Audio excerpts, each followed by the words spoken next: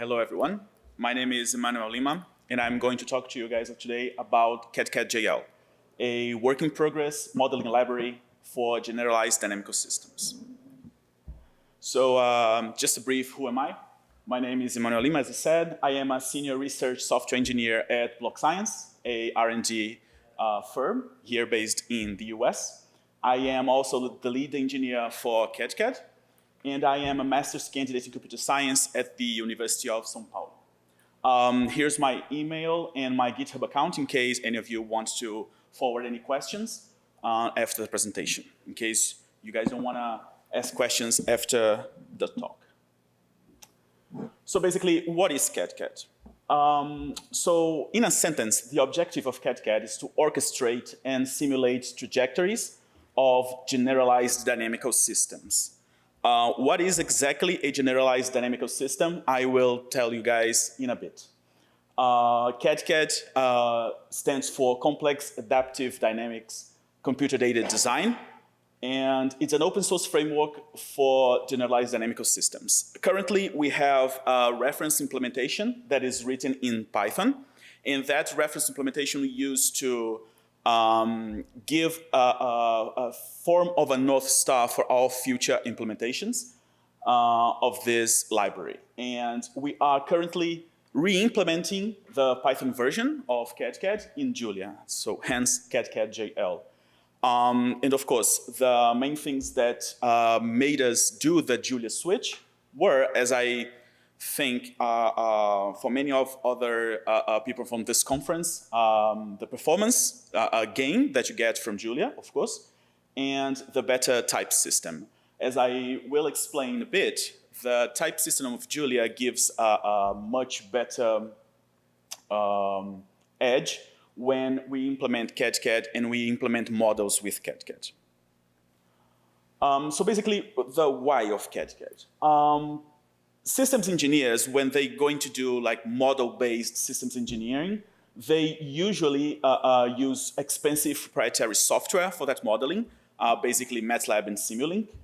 And what we do with cadCAD is that we want to provide an open source and free alternative that plugs into the existing data science and data engineering pipelines that already exist, both in Python and in Julia. Our selling point is that the richness of the schema that you can make on the models that you can build with cadCAD can be arbitrary, whereas with MATLAB and Simulink, even like in addition for it being proprietary, the schema is much more restricted because it generally is numeric. It's going to become clear on the next slides. So we have some use cases for cadCAD, for example, that we see right now. For example, we can engineer and validate complex systems. For example, you can use it to design digital twins. And specifically for those who are not accustomed with the term, a digital twin is a copy of a system that exists in real life, but inside of a computer. So you can control it, you can probe it, and you can simulate it. You could also do model-based data-driven decision-making, or a live health monitoring when you have a live, real-time digital twin in the cloud, for example, where you can probe, you can change the parameters, and you can see what happens so you can make better predictions about your system. So basically, just in a brief note, what is a dynamical system? A dynamical system is a representation of a system that evolves over time, in a very brief sentence. That evolution can be entirely deterministic, or it can be subject to probabilistic events or influences.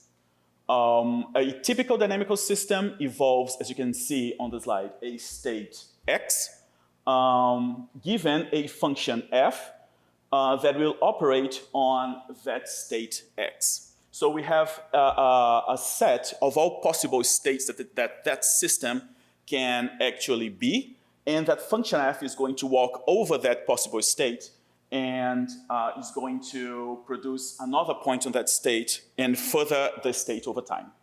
And the same thing goes for continuous dynamical systems. So the problem is with regular dynamical systems, the space, the structure that the system has is only a numerical one. With cadCAD, we use a generalized version of the theory called Generalized Dynamical Systems, and the idea is to be able to evolve over time schemas that are not only numbers, but that have an arbitrary structure inside. So you can see that the structure has a form of a graph, and it can have any type inside it, not just numerical types. And you can evolve that schema over time. You can even have a meta model that will evolve the schema of a certain model over time, so you could have like a second order model with cadCAD. And as you can see, and this is why I said that on the transition from Python to Julia, it was very useful for us, the beta type system that Julia has, because we rely a lot on the type of the language to do type checking on the schema.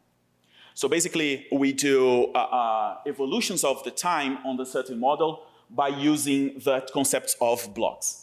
So blocks, as you can see, are the gray boxes. And the gray boxes are basically the container for the logic that is going to evolve the system over time. Those blocks, they can be seen as Lego pieces, and they can be joined together if they respect the little colored circles that are the spaces. The spaces are the schemas that I showed on the slide before, and they have a certain type signature that is let graph-like structure. So if I have a certain block whose codomain is equal to the following block domain, I can pipe together all of those blocks, meaning I can pipe together logics of making the system or my digital twin, my model, go one step further in time. And by doing that repeatedly for n time steps, I can have a trajectory of my dynamical system for a generalized schema, not necessarily numeric. And we use block diagrams because we can have those properties. We can tear a pipeline of blocks, and we can analyze individual pieces of blocks together. We can zoom in on the pipeline, and we can simply look at a certain piece of that pipeline and focus on that. And we can link, meaning that all of those sub-pieces, individual blocks, or pieces of blocks together, they can be linked together because they are modular. So you can, just like a Lego, pierce together lots of different pipelines of blocks and then create a very big pipeline, and then you can play with it as much as you want to create arbitrarily complex pipelines of blocks that simulate arbitrarily complex digital twins of arbitrarily complex dynamical systems. So that's it for me today. This is still a work in progress, both the Python version and the Julia version.